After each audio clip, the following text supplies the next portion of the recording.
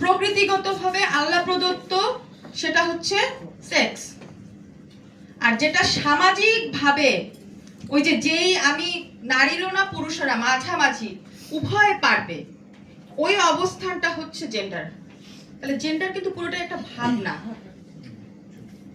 এটা ধারণ করার ব্যাপার যে আমি কিভাবে দেখছি।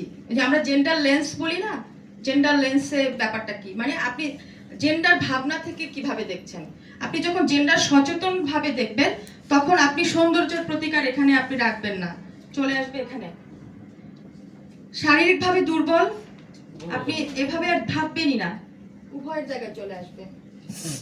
আপনার কোমল চেহারা এটা আপনি এখানে আপনি ভাববেন না, কোমলতা, লাজুকতা, হ্যাঁ বলে না যে লজ্জা নারীর ভূষণ, এটা তো আমরা খুব অভ্যস্ত না, আমরা খুব প্রাউডলি বলি।